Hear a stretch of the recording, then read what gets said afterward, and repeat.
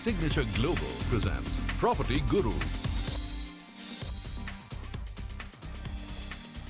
Hello and welcome to the special episode of property Guru. आपके साथ मैं हूं विपिन भट्ट, लेकर हाजिर हैं आपका मनपसंद show property Guru presented by signature global. और आज स्पेशल इसलिए क्योंकि महाराष्ट्र में नई नवेली हाउसिंग पॉलिसी का अनाउंसमेंट हो गया। बहुत ही डिटेल, बहुत ही बड़ी हाउसिंग पॉलिसी, एक बड़े विजन के साथ है। काफ़ी सारा मनी एलोकेशन है, बहुत सारे लोगों को कवर करने की कोशिश की गई है और काफ़ी सारा काम करने की भी कोशिश की गई है। एक लंबे अंतराल के बाद ये पॉलिसी आती हुई दिखाई दी है और काफ़ी कुछ है इसके बारे में बातचीत करने के लिए। तो आज इसके कुछ प्रमुख बिंदुओं पर, कुछ बड़े मेजर हाइलाइट्स पे बातचीत करेंगे और वो बातचीत करने के लिए मेरे साथ होंगे कुछ खास मेहमान। तो पहले उनका इंट्रोडक्शन आपसे करा देता हूँ। गुलाम जिया साहब हमें कार्यक्रम में ज्वाइन कर रहे हैं, सीनियर ईडी हैं नाइट फ्रैंक इंडिया के। डोमिनिक रोमेल हमारे साथ कार्यक्रम में शामिल हो रहे हैं, प्रेसिडेंट है क्रोडाई MCHI के। और अशोक छाजेड़ साहब हैं, CMD अरियन सुपरस्ट्रक्चर्स, जो कि काफ़ी सारा काम कर रहे हैं इनफैक्ट रेंटल हाउसिंग पर, जो इसमें इंक्लूडेड है इस पॉलिसी के अंदर। तो मैं अपने सभी मेहमानों से बातचीत शुरू करूं उससे पहले एक छोटी सी झलक आपको दिखा देता हूं कि पूरी पॉलिसी कह क्या रही है। आइए तो देखते हैं। देखिए, महाराष्ट्र की हाउसिंग पॉलिसी, इसके मेजर हाइलाइट्स क्या है? इसके मेजर हाइलाइट्स हैं, ये पॉलिसी फोकस कर रही है खास तौर पर हाउसिंग पर। अच्छा, इसका नाम देखिए, मेरा घर मेरा अधिकार। वैसे वो माझा घर माझा अधिकार मराठी में है, लेकिन अगर हम उसे हिंदी में कहें तो मेरा घर मेरा अधिकार। और इसके तहत गरीब परिवारों को घर देने का लक्ष्य है। ज्यादातर यहाँ पर फोकस जो है वो EWS, लोअर मिडिल क्लास और मिडिल क्लास पर किया गया है। और क्या फीचर्स है इसके, मैं एक एक करके आपको बताता हूं। तो देखिए, ये दो बड़े एम्बिशियस फीचर है। 2030 तक 35 लाख घर बनाने का लक्ष्य रखा है। अगले 10 साल में 50 लाख घरों के निर्माण का लक्ष्य इसके अंदर रखा गया। अब जब इतना बड़ा लक्ष्य है तो डेफिनेटली आपको इसमें पैसा भी बड़ा चाहिएगा, और वो पैसा है करीब 70,000 करोड़ रुपए के आसपास की रकम यहां पर आवंटित की गई है इस कार्यक्रम के अंदर, जहां पर 70,000 करोड़ का एक फंड है जो कि इसके लिए रखा गया है, और साथ में 20,000 करोड़ रुपए का महा आवास फंड भी है। तो बहुत सारा पैसा इसके लिए आवंटित है और इतना काम करना है। तो अब ये कितना सफिशिएंट रहेगा, किस तरीके से इसको एलोकेट किया जाएगा, ये सब देखने वाली बातें होंगी। रेंटल हाउसिंग पे बड़ा जोर है। 10 साल तक किराए का घर, बाद में उसे खरीदने का विकल्प, ये एक स्कीम यहां पर अनाउंस की है। इसकी निटिग्रिटी को देखेंगे कि इसमें किस तरीके से ये चीजें काम करेगी, लेकिन रेंटल हाउसिंग पर यहां बड़ा फोकस किया जाएगा। 20,000 करोड़ का फंड है। एक विशेष सेल बनाया जाएगा जो कि खास तौर पे रीडेवलपमेंट पर फोकस करेगा, कि जो हाउसिंग सोसाइटीज का रीडेवलपमेंट है, साथ में जो स्लम रीडेवलपमेंट है, वो सारे काम जो बहुत स्लो होते हैं, जिनकी रफ्तार काफी स्लो होती है, उन्हें ठीक से किया जाए। तो एक अलग से उसके लिए बॉडी बनाई गई है। नए घर के साथ स्लम रिहेबिलिटेशन, सेल्फ डेवलपमेंट, ये सब चीजें हैं जिन पर जोर यहां पर इस पॉलिसी के अंदर दिया जाएगा। क्लस्टर रीडेवलपमेंट और PPP मॉडल से स्लम फ्री शहर बनाने की बात की गई है इसमें, यानी यहां प्राइवेट बिल्डर्स की भी बड़ी भागीदारी होगी। इंडस्ट्रियल एरिया में 10 से 30% जमीन कर्मचारियों के लिए होगी। तो ये वॉक टू वर्क का जो एक आइडिया है, उसके लिए ये पॉलिसी फोकस करेगी, ताकि जो हमारे वर्कर्स हैं उन्हें बहुत लंबा सफर तय ना करना पड़े।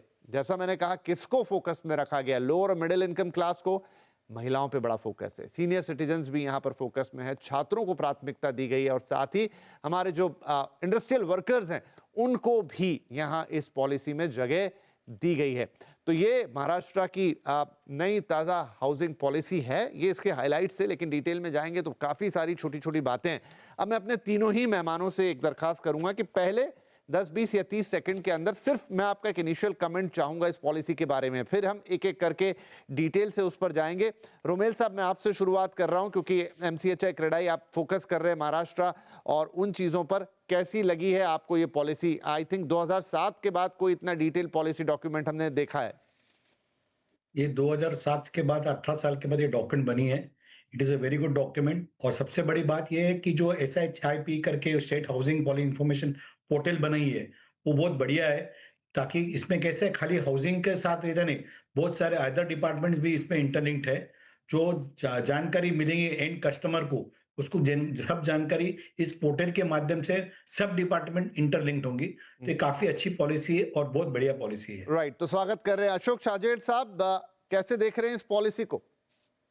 मैं इसे एक बड़ा इंफ्रास्ट्रक्चर मूव देख रहा हूँ, हम्म, क्योंकि जब इंडस्ट्रियल वर्कर्स, स्लम रीडेवलपमेंट और जिस ढंग से इस पॉलिसी को फ्रेम किया गया है, ये रियल एस्टेट सेक्टर का एक मेन आर्म होने के साथ-साथ एक बहुत बड़ा इंफ्रास्ट्रक्चर डेवलपमेंट है to all the industrial development of the growth of state of Maharashtra. And मुझे 100% कॉन्फिडेंस है कि बाकी स्टेट्स इस पॉलिसी को फॉलो करेंगे। गुलाम साहब, एज एन एक्सपर्ट, आपके लिए इसका टॉपिक क्या है? बाकी सारी चीजें तो हैं जो महत्व रखती हैं, लेकिन मेरे लिए जो एक सबसे उम्दा बात दिखाई दी है, जिस पर हम काफी अरसे से बातचीत कर रहे हैं, और वो ये है कि गवर्नमेंट की लैंड्स को हाउसिंग के लिए आगे लाया जाएगा। जो लैंड होल्डिंग है गवर्नमेंट की, उस पर जो पिछड़े वर्ग को अफोर्डेबल हाउसिंग के लिए जो लैंड का प्रोविजन, ये हम हमेशा से कहते आए हैं। गवर्नमेंट को क्या गर्ज है इतनी सारी लैंड पर बैठने की?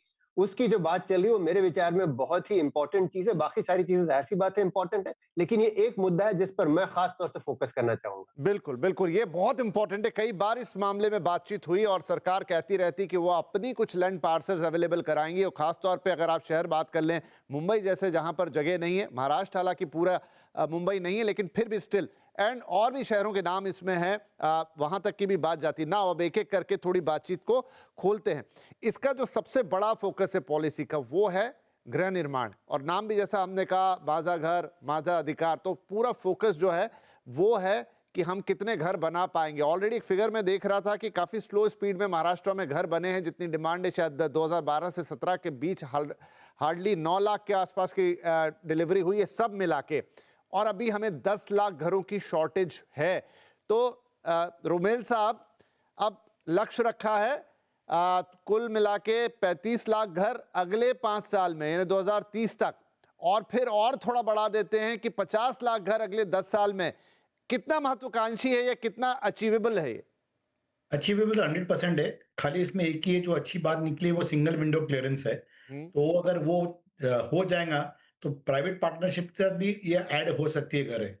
तो सिंगल विंडो क्लियरेंस एक बहुत अहमियत वाली बात है, जहाँ पे सिंगल विंडो क्लियरेंस अगर सबको मिलेंगी, जैसे ग्रीन हाउसेस को ये सब बढ़ावा देने की बात करें, तो ये पॉसिबल है। और ये लक्ष्य एक नंबर के साथ रखा है, तो 100% महाराष्ट्र गवर्नमेंट 5 साल में 35 लाख घर बांधेंगी, वो गारंटी है। अशोक जी, क्या इतने घर बनेंगे? अच्छा देखिए, फोकस कहाँ है? Working women, student, industrial worker, senior citizen, journalist वो भी है इसके अंदर, दिव्यांग, एक्स सर्विसमैन, और जो स्ट्राटा उन्होंने पकड़ा है दैट इज ईडब्ल्यूएस, उसके बाद middle class, lower middle class. मतलब वो चाहते हैं कि जो एक बड़ा मास है उसको एड्रेस किया जाए। यस, ये पब्लिक प्राइवेट पार्टनरशिप जैसा संजोग है, और जब गवर्नमेंट ने डेवलपर्स को इसमें पूरा विंडो बड़ा ओपनिंग दिया है पार्टिसिपेट करने को, तो आज इन सब लिबरलाइजेशन के कारण हम मुंबई के जस्ट नज़दीक में पूरे एमएमआर रीजन में, right from Palghar to Alibag, देखते हैं कि या इस टाइप की सारी हाउसिंग के लिए ज़मीनें भी है, और उसके साथ साथ road network as well as urbanisation है। तो ये बिल्कुल पॉसिबल है, और क्योंकि सेक्टर ने बहुत बड़ी ग्रोथ की है in terms of participation, in terms of production, तो ये टारगेट्स बिल्कुल इजीली अचीवेबल है। तो गुलाम साहब, चूंकि हम टारगेट्स को कैसे नापते हैं, देखिए पॉलिसी बहुत डिटेल्ड है, लेकिन हर पॉलिसी के साथ एक एक चीज जुड़ी हुई रहती है। एक तो पॉलिसी जो कि कागज पे होती है, दूसरा होता है उसका इम्प्लीमेंटेशन। पिछली पॉलिसीज भी हमारे सामने है। अब हम देख रहे हैं कि ऑलरेडी पीछे जो डिलीवरीज हुई हैं बहुत शॉर्ट है। मैं अभी घरों की ही बात कर रहा हूं। अब ये बड़ा महत्वाकांक्षी से एक लक्ष्य रखा है, पहले 35 लाख, फिर 50 लाख, 70,000 करोड़ की बड़ी रकम भी है। प्राइवेट पार्टनरशिप की भी बात कर रहे हैं, लैंड भी मुहैया कराने की बात कर रहे हैं, अलग से बॉडी बनाने की बात की है जो कि डिलेज होते हैं उनको मॉनिटर करेगी। बहुत कुछ है, लेकिन इनके इम्प्लीमेंटेशन वो एक मैटर करेगा। आपको लगता है कि आज अभी तक की जो स्थिति, अगर डे 1 अगर आज हम माने, तो ये चीज ऑन पेपर कितनी दिखेगी और कन्वर्ट होती हुई कितनी दिखेगी? ये मुद्दा बहुत गौर तलब है। मेरे हिसाब से जो स्कीम हम देख रहे हैं ये काफी एम्बिशियस है, बहुत ही अच्छे टारगेट रखे गए हैं, और जो बाकी पैनलिस्ट का मैं कॉन्फिडेंस देख रहा हूँ कि ये डिलीवरी बिल्कुल हो जाएगी वगैरह, उस पर मुझे थोड़ा सा प्रश्न चिन्ह लगाना चाहूंगा, क्योंकि एग्जीक्यूशन का जो प्लान है, प्लान ऑफ एक्शन की बात हमने अभी तक देखी नहीं है। और उसमें ये देखिए अनाउंसमेंट्स करना कि हम एक सिंगल विंडो क्लियरेंस वगैरह, सिंगल विंडो भी बहुत अच्छी बात है, लेकिन वो एग्जैक्टली काम कैसे करेगी उस पर गौर करना बहुत जरूरी है, उसको समझना जरूरी है कि क्या आई एम श्योर कि अगर इतना बड़ा टारगेट क्वांटिटी के साथ और वक्त के साथ अगर सामने रखा गया है तो कुछ ना कुछ तो प्लान ऑफ एक्शन बना ही होगा।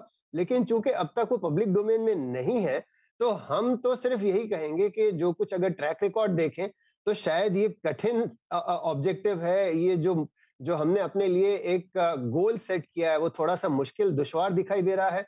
तो ये समझना जरूरी है कि इसे किया कैसे जाएगा। बात हो रही है पब्लिक प्राइवेट पार्टनरशिप की, पब्लिक प्राइवेट पार्टनरशिप के ऐसे कितने एग्जाम्पल्स है जो हमने पास्ट में देखे, वो समझना जरूरी है। बहुत ज्यादा कामयाबी हमें मिली नहीं है, तो आगे चल के इन सारे मुद्दों को एग्जीक्यूट कैसे किया जाएगा, मैं वो पहले समझना चाहूंगा, इससे पहले कि इस बात पर अपना विचार विमर्श करूं और ये इतना कॉन्फिडेंस दिखाऊं कि हो जाएगा। लेकिन उससे पहले कैसे होगा वो समझना बहुत आवश्यक है। राइट। खैर, तो पॉलिसी आई है, अब इसके इम्प्लीमेंटेशन पे भी हम बात करेंगे और ये सवाल हमेशा रहेगा। रोमिल साहब, अब अगर मैं मुंबई की खास तौर पे बात करूं, या इनफैक्ट अब वो कह रहे हैं कि मुंबई नहीं, ठाणे इसमें आ रहा है, पुणे इसमें आ रहा है, इनफैक्ट नासिक तक जैसे शहरों में नाम है, और ये बात हो रही है स्लम रिहेबिलिटेशन और क्लस्टर रीडेवलपमेंट की, जिसमें पॉलिसी कह रही है कि पब्लिक प्राइवेट पार्टनरशिप का इस्तेमाल करेंगे, क्लस्टर रीडेवलपमेंट की ऑलरेडी जो एग्जिस्टिंग पॉलिसी है उसका इस्तेमाल किया जाएगा, जो रुके हुए स्लम प्रोजेक्ट हैं एसआरए के तहत उनको रिव्यू करेंगे, नए डेवलपर्स को उसमें फिर एक प्रोसेस के थ्रू जो कि ट्रांसपेरेंट होगी सॉर्ट आउट करेंगे, एग्रीमेंट बनवाएंगे बिटवीन डेवलपर्स और स्लम ड्वेलर, ताकि जो बीच की प्रॉब्लम होती है बहुत सारी उसको कम किया जा सके, और इसमें सेंट्रल गवर्नमेंट के लैंड का इस्तेमाल भी होगा। अभी वो लैंड वाली बात जो गुलाम साहब ने कही थी उसका थोड़ा सा सिरा इसमें आ रहा है, लेकिन ये जो पूरी प्रोसेस यहाँ पर हो रही है, मैं आपसे समझना चाहूंगा रोमिल साहब, अब तक की हमारी स्थिति इसको लेकर क्या है, और अभी ये जो डॉक्यूमेंट एक्सप्लेन कर रहा है क्या उससे सुधार होगा? सुधार इसमें हुआ कि सरकार एक भागीदार बनेगा, जो सबको विश्वास रहता है इस पे। मेन बात वो है। आप देखो, आप स्लम में देखिए 800 झोपड़े खाली होते हैं, पर 80 झोपड़े रह जाते हैं, तो उसमें काफी दिक्कतें होती है। अब जब सरकार ने एक जवाबदारी ली कि हम इसकी एग्रीमेंट बनाएंगे और इसकी खाली करेंगे, तो उसमें बहुत फर्क पड़ेगा। तो एक बात ये है, सबसे बड़ी बात, अहमियत बात वाली बात है। दूसरी बात जो है कि आज 70,000 करोड़ रुपए एलोकेट हो गए रीडेवलपमेंट के लिए, ओवरऑल एलआईजी एचआईजी को, अपना लोअर हाउसिंग इनकम के लिए। तो ये सब बातें में काफी फर्क पड़ेंगे, और टेक्नोलॉजी एक महत्वपूर्ण चीज रहेंगी इसमें, जो अपने को ये काम करके करके देंगे। अगर सरकार का इंटरेस्ट रहेगा तो हर चीज हो सकती है। ये हम लोग ने पहले भी देखे और अभी भी देख रहे हैं।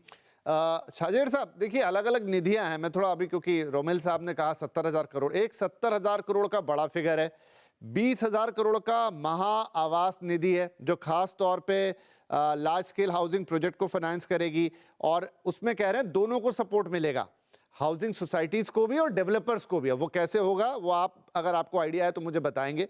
और फिर 2,000 करोड़ का एक और मैं फंड देख रहा हूं, तो ये सब 70,000 करोड़ के अंदर है या ओवर एंड अबव है?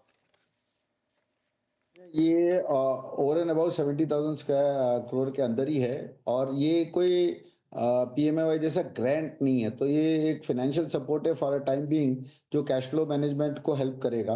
फिजिबिलिटीज और कैश फ्लो इस ऐसे प्रोजेक्ट्स पे बहुत ज़्यादा इंपॉर्टेंस रखती है, बिकॉज 65% से 70% तो टोटल कॉस्ट का ओनली कंस्ट्रक्शन के कॉस्ट के अंदर जाता है।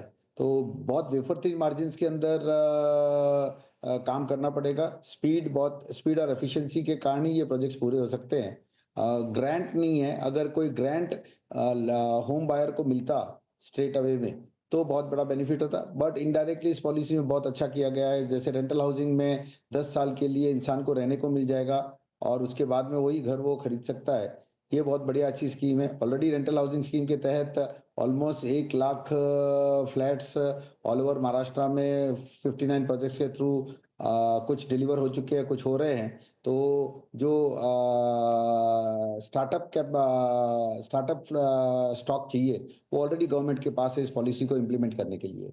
मैं इस पे और आऊंगा, और विस्तार से मैं रेंटल हाउसिंग की बात आपसे समझना चाहूंगा। यू ऑलरेडी डूइंग इट, और क्योंकि ये बड़ी एक गेम चेंजर साबित हो सकती है जिस हिसाब से इस पॉलिसी की बात हम करते आए। आई थिंक 2-3 साल पहले बजट में इसका रूपरेखा आई थी। मैं सेंट्रल बजट की बात कर रहा हूं। महाराष्ट्र शायद कुछ उन स्टेट्स में है जिसने शुरुआत इस पर पहले की है, पर अब यहाँ स्टेट पॉलिसी में भी इसका बड़े लेवल पर जिक्र है। गुलाम साहब, इन सारी चीज़ों में जो एक चीज़ है जो आपने शुरू में चर्चा रखी थी वो थी ज़मीन की। अब मैं यहाँ देख रहा हूँ कि वो कह रहे हैं कि लैंड बैंक एक बनाने की बात की है, जिसमें 2026 तक इसे एस्टेब्लिश करने की बात कह रहे हैं। Mapping land from departments like revenue, forest, MIDC और वाटर रिसोर्सेज, तमाम सरकारी लैंड्स की बात हो रही है। इसमें राज्य सरकार की और केंद्र सरकार दोनों की जमीनों की बात है। कई बार हम इस मुद्दे पे आपसे हम बातचीत कर चुके हैं।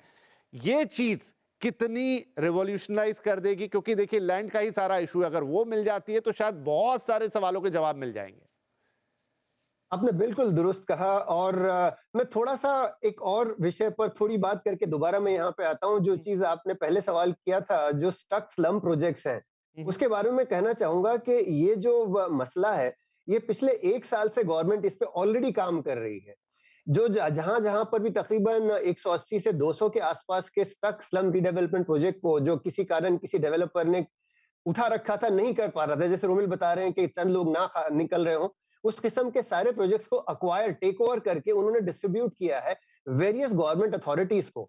तो ये जो काम है, इस पर काम काफी तेजी से ऑलरेडी चल रहा है। तो अब ये पॉलिसी में आ गया और मुझे उम्मीद है कि अगले चंद वक्तों में जो स्ट्रक स्लम रीडेवलपमेंट प्रोजेक्ट्स हैं, उन पर हम बहुत उम्दा काम होता हुआ जरूर देखेंगे। तो ये एक बात थी, चूंकि मैं इस बारे में थोड़ा सा जानकारी रखता हूं, इसलिए मैंने कहा आपको बता दूं कि इस पर गवर्नमेंट ऑलरेडी काफी तेज रफ्तारी से काम कर रही है, हमने देखा है।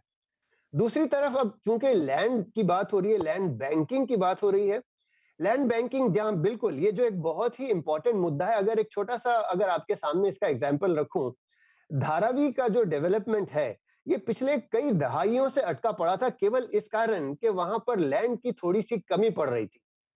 और आपने देखा जैसे ही इस प्रोजेक्ट में रेलवे के की कुछ तकरीबन 30-40 एकड़ की लैंड जैसे ही इस प्रोजेक्ट में शामिल हुई, तो धारावी का इम्प्लीमेंटेशन होता हुआ अब दिख रहा है।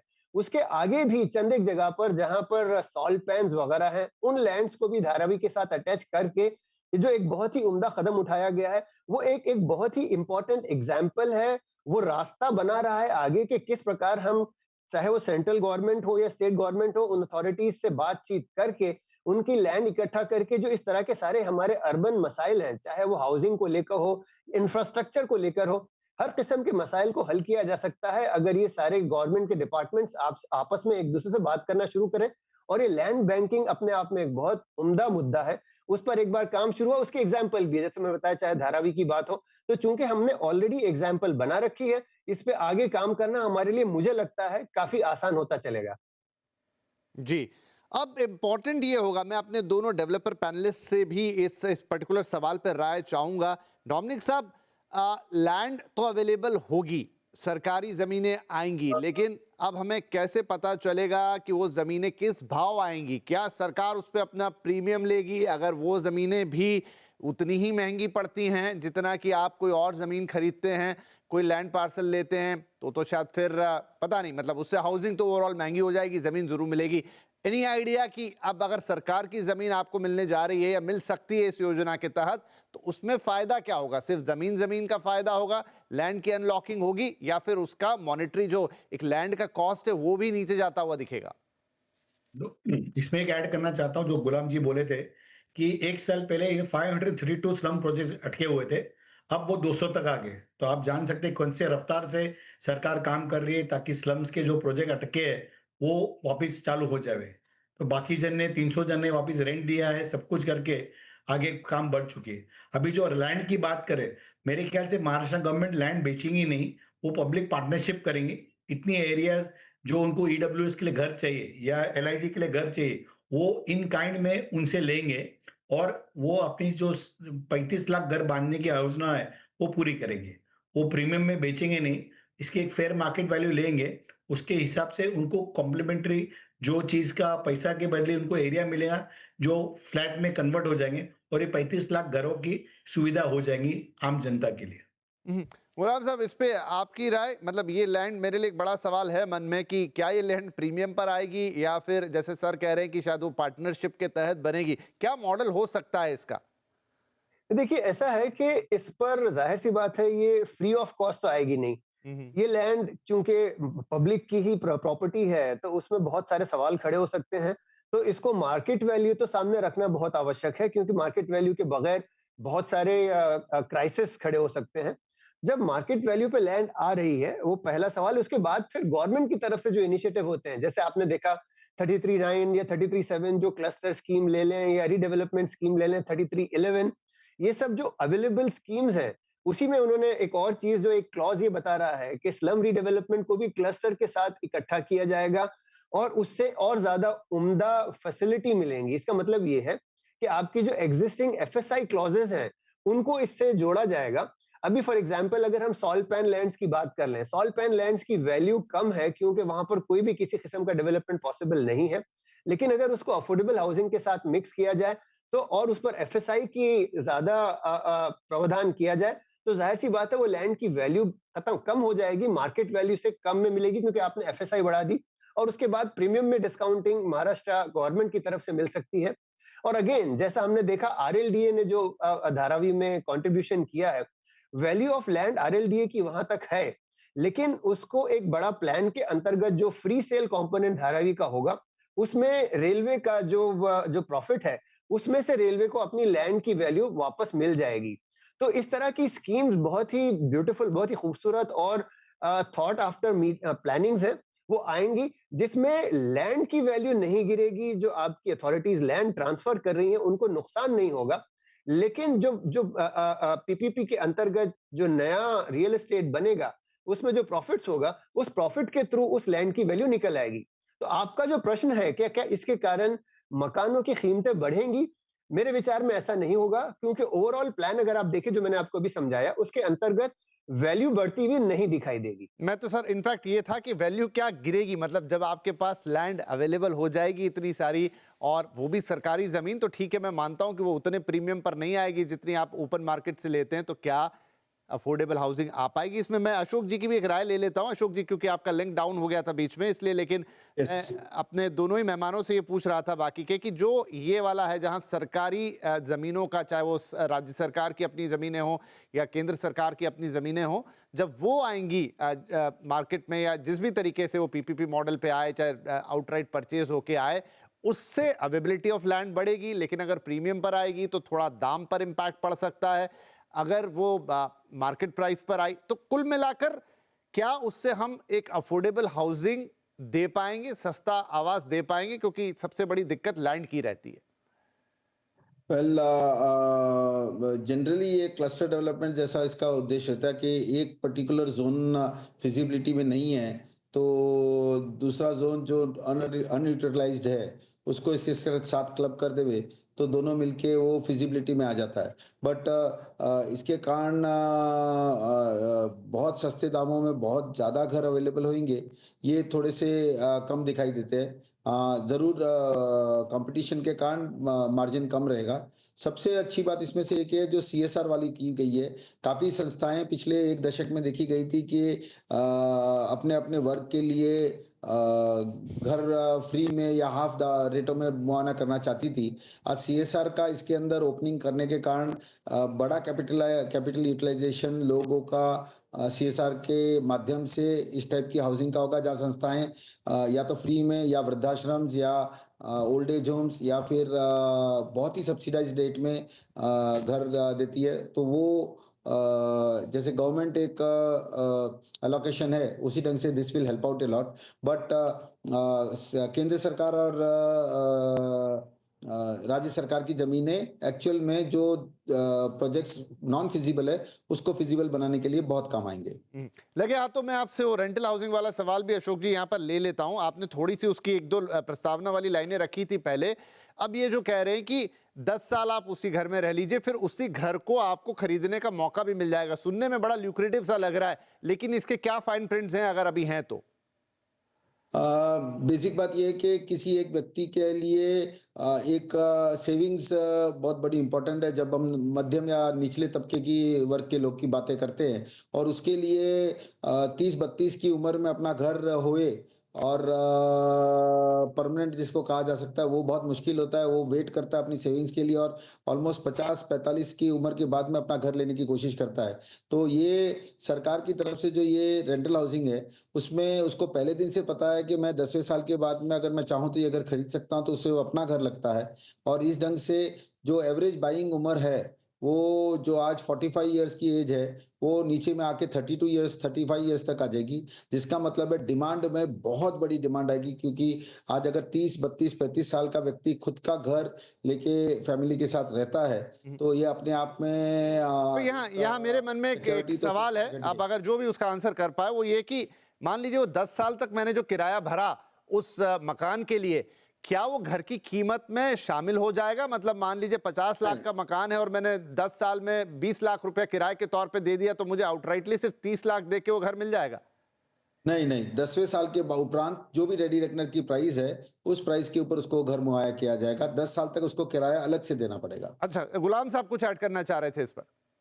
देखिए, ये एक बहुत ही उम्दा और ग्लोबली एक्सेप्ट की हुई स्कीम है, जो भारत में पहली बार इस पर गौर हो रहा है। हम बहुत पहले से इस पे बात कर रहे हैं। इसे कहते हैं रेंट टू ओन स्कीम, कि आपने शुरुआत की है रेंट पर, लेकिन अल्टीमेटली आप इसे ओन कर सकते हो। वो ऑप्शन आपके पास दिया जाएगा। तो पहली चीज तो ये कि इसके अंतर्गत जो ग्लोबल मॉडल्स हैं, वो आप अगर बाहर एक जो जो दर दे रहे हैं, इंटरेस्ट की जो रेट है, उससे थोड़ा सा अलग होता है इसका इंटरेस्ट रेट, क्योंकि मॉडल सारा रेंट टू ओन पर चलता है। तो ये रेंट टू ओन वाला मॉडल है, और उसमें जाहिर सी बात है, आपने जो रेंट दिया है, वो रेंट आपके ओवरऑल जो अल्टीमेट पेमेंट है उसमें एडजस्ट किया जाएगा। ऐसा नहीं है कि अब आप इस वक्त रेंट दे रहे हैं तो बाद में रेंट के बाद मार्केट वैल्यू में पूरा माल खरीदा जाएगा, ऐसा नहीं है। लेकिन जो एग्जिस्टिंग रेंट दे रहे हैं वो एडजस्ट होगा। तो ये एक रेंट टू ओन स्कीम है, बहुत उम्दा स्कीम है और ग्लोबली एक्सेप्टेबल है, काम कर रही है खूबसूरती से। ठीक, चलिए, तो ये हो, इस पर हम थोड़ी और बातचीत करेंगे, क्योंकि आज तो हम ओवरऑल पॉलिसी के ऊपर ही बात कर रहे हैं, लेकिन ये रेंटल हाउसिंग पॉलिसी और रेंट टू ओन वाली जो मांग, इसको हम फिर से एक अलग से पूरे डिटेल्ड एपिसोड में भी आगे बात करने की कोशिश करेंगे।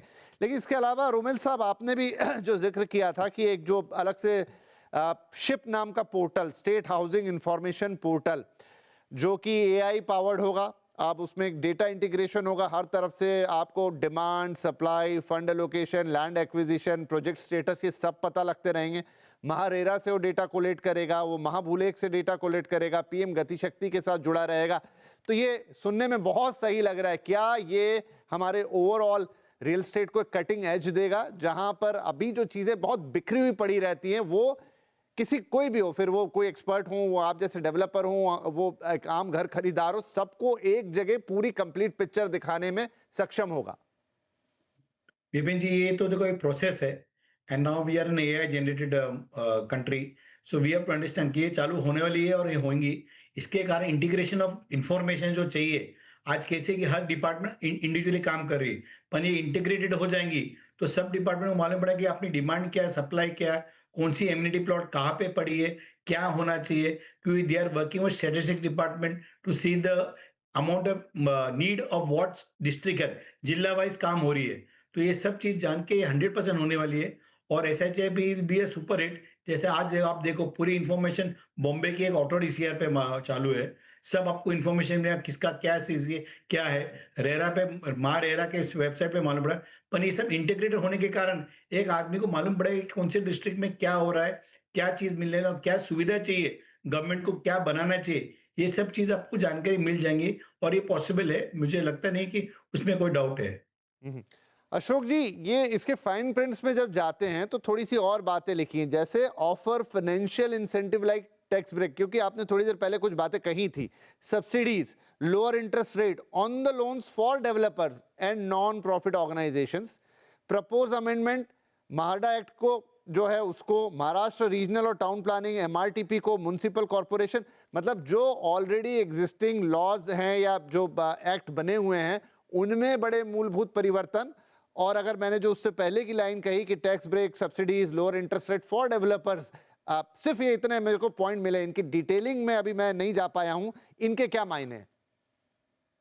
वेल, सब्सिडीज टू डेवलपर्स तो डायरेक्ट सब्सिडीज कुछ भी नहीं है। और सब्सिडाइज्ड है ड्यू टू दी स्कीम्स में प्रीमियम्स के ऊपर और डेवलपमेंट चार्जेस में, विच जो भी अपने आप में एक बहुत बड़ा पोर्शन होता है एक डेवलपमेंट का, तो that can help out and promote and वो प्रोत्साहन देगा डेवलपर्स को इस टाइप की स्कीम्स लेने के लिए। और ये स्टेट के साथ पार्टिसिपेशन करके स्कीम्स को इम्प्लीमेंट करने के लिए। But direct subsidies in terms of कोई सेंट्रल गवर्नमेंट ने इनकम टैक्स बेनिफिट की जो ऑलवेज हाउसिंग में रही है, एटीआईबी स्कीम वगैरह, वो नहीं है इसके अंदर। गुलाम साहब, इसका जो दूसरा हिस्सा था कि ये जो तमाम हमारे डेवलपमेंट एक्ट्स हैं, इनमें बड़े बदलाव की प्रस्तावना है और साथ में एक डिस्ट्रिक्ट लेवल रिव्यू कमेटी बनेगी जो इम्प्लीमेंटेशन और मॉनिटरिंग का काम करेगी। देखिए, अब ये बहुत ज़रूरी है। आई थिंक वैसे हर पॉलिसी के साथ ये रहता है, लेकिन वो कहीं पीछे छुपा हुआ रहता है, एक्चुअली कभी काम करता नहीं है।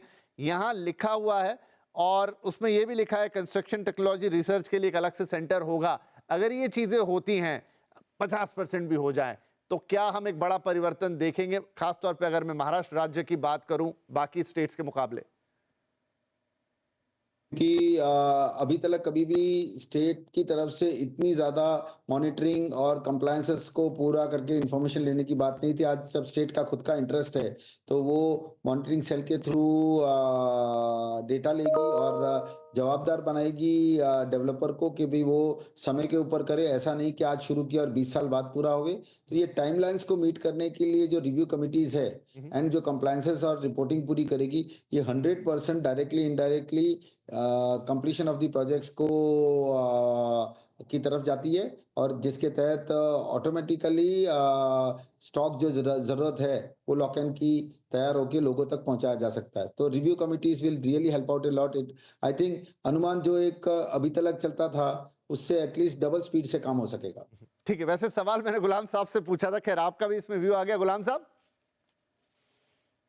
अब मेरे लिए तो ये टेक्नोलॉजी को इस्तेमाल करना, महाराष्ट्र गवर्नमेंट ने अब तक का सबसे बेहतरीन ट्रैक रिकॉर्ड बनाया है, चाहे वो टेक्नोलॉजी को लेके हो या इवन रेरा का जो कुछ भी वेबसाइट वगैरह था। तो मैं तो कॉन्फिडेंट हूं कि अब तक का जो ट्रैक रिकॉर्ड रहा है उसके बेसिस पर ये जो सारा टेक यूज करके जो प्लेटफॉर्म बनाया जाएगा वो बहुत ही आगे और बहुत ही फॉरवर्ड लुकिंग होगा। इसका एक छोटा सा एग्जांपल मैं देना चाहता हूं कि महाराष्ट्र मुल्क भर में एक वाहिद ऐसी रियासत है जहां पर आपको ट्रांजैक्शंस जैसे हो रहे हैं लाइव, आपको पोर्टल पर दिखाई देते हैं, रजिस्ट्रेशन वाले पोर्टल पर दिखाई देते हैं आईजीआर के। तो इस किस्म की चीजें दूसरी स्टेट अब बहुत पीछे है। तो मैं मानता हूं कि हमारे पास बहुत उम्दा टेक्नोलॉजी और ट्रैक रिकॉर्ड दोनों है। तो आगे चल के ये जो प्लेटफॉर्म की बात हो रही है, इससे मैं बहुत ज्यादा बहुत खुश हूं और मैं जानता हूं कि इस पर हमारा काम मुकम्मल होता हुआ दिखाई देगा। रोमिल साहब, क्योंकि अब सस्टेनेबिलिटी की बात हर तरफ होती है, तो रियल एस्टेट में क्यों ना हो, यहाँ पर इन्होंने कहना है पॉलिसी में क्लाइमेट रेजिलियंस ग्रीन हाउसिंग की बात कर रहे हैं, जिसमें दो मेन फोकस हैं। एक तो आप ग्रीन हाउसिंग करेंगे, मतलब जो ऐसी हाउसिंग बनाएंगे जो कि क्लाइमेट के अनुकूल हो, जहाँ पर आप बहुत ज़्यादा टेम्परेचर को इम्पैक्ट ना कर रहे हो, ग्रीन बिल्डिंग्स आएंगी। दूसरा ये कह रहे हैं कि नेचर कैलामिटीज के अगेंस्ट, मान लीजिए कि कोई किसी सुनामी का खतरा हो, कहीं भूकंप का खतरा हो, इस तरह की बिल्डिंग बनाएंगे जो नेचुरल कैलामिटीज को भी झेलने की क्षमता रखेंगी। अब ये अगेन ऑन पेपर बहुत अच्छा साउंड करता है, लेकिन अभी इस तरह की चीजों को करने के लिए हमारी रियल एस्टेट इंडस्ट्री कितनी सक्षम है? विपिन जी, ऐसा कुछ नहीं, ऑलरेडी चालू हो गया काम। बहुत सारे बिल्डिंग हम खुद बना रहे से। I am one of the few developers who has built a commercial building with lead certification of platinum and residential also with platinum. तो ये काम काफी जोर चालू में है। इसमें एक अच्छी बात ये है कि 20% rebate, tax rebate existing customer को मिलेगी। जो असेसमेंट का इम्पैक्ट, वो काफी अच्छी चीज है, ताकि सेल ये इंसेंटिवाइज हो जाएंगी। दूसरी बात ये, जो अपनी फ्लड लाइन्स की है, जो अपने सुनामी और वो सबको देखे, वो हमारा सजेशन था कड़ा एमसीएचए का था, तो दैट हैज बीन एक्सेप्टेड। तो I think it is all thinking of nature कि प्रतिरोध को कैसा साथ रखे और अपन आगे कैसे बढ़े। ये हकीकत है, काफी बिल्डिंग्स आईजीबीसी के वेबसाइट पे आप देखिए, मुंबई महाराष्ट्र में जो हम लोग चाहते हैं कि प्लैटिनम रेटिंग मिले, पर सबको प्लैटिनम नहीं मिलता, क्योंकि काफी सॉइल के ऊपर डिपेंडेंसी रहती है, आपकी इलेक्ट्रिसिटी पे कंजम्पशन है, वेस्ट पे छोटे पॉइंट्स के ऊपर डिमार्केशन रहती है। तो पर काफी गोल्ड और सिल्वर और प्लैटिनम मिल रहे, तो कोशिश चालू हो गई है और ऑलरेडी इसकी रिजल्ट्स आपको दिखाई देंगी और बेहतर होते जाएंगे एज प्रोग्रेस हैपेंस। राइट।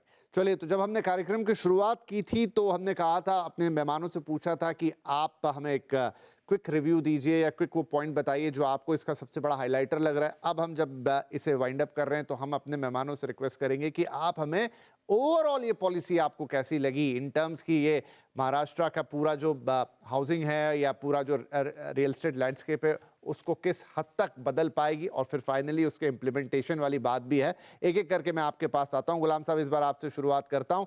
इस हाउसिंग पॉलिसी को आप कितने मार्क्स देंगे, और अगेन इसकी इम्प्लीमेंटेबिलिटी और अभी जो ये बन गया है इसमें आप कितना एक दूरी या डिस्टेंस देख रहे हैं?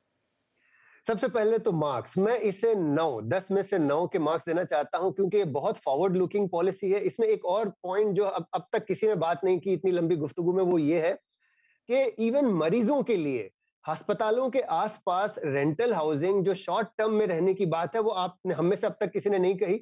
ये एक ऐसी उम्दा चीज है जो शायद भारतवर्ष में पहली बार कोई गवर्नमेंट बात कर रही है।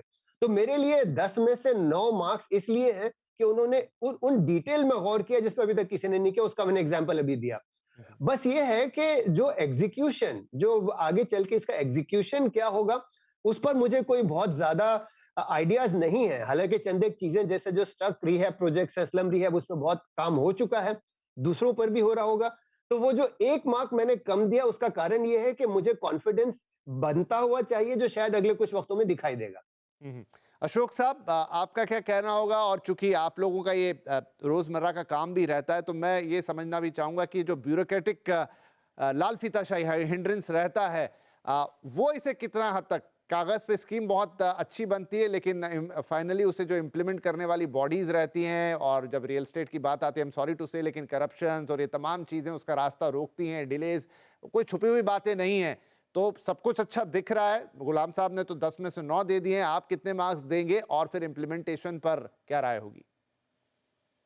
करना तो आज मेरे लिए तो थोड़ा सा मुश्किल होगा, बट जब हम अधिकारियों से बात करते हैं तो अब वो वाकई प्रैक्टिकली इम्प्लीमेंटेशन के इंटरेस्ट में बात करते हैं, तो वो हमें काफ़ी कंफर्ट चीज़ देती है।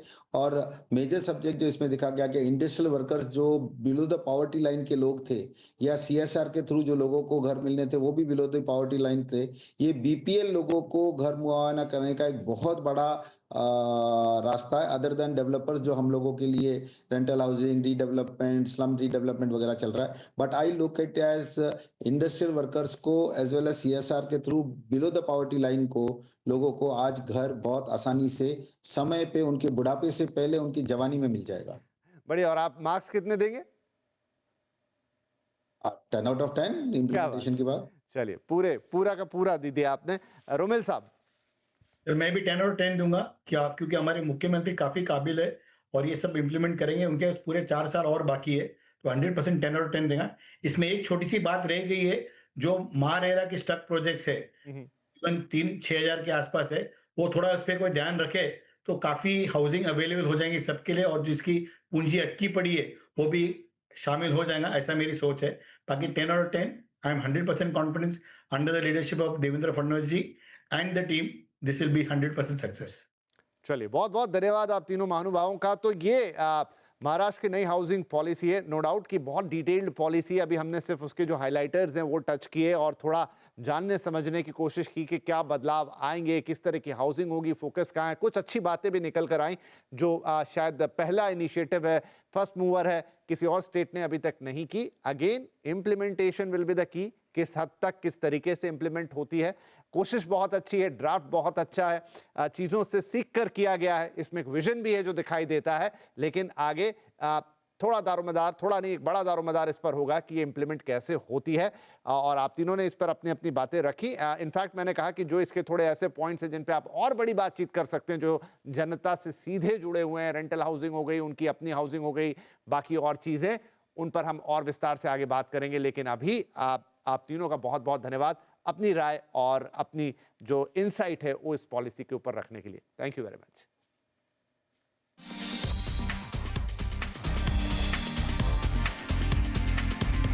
Signature Global presents Property Guru.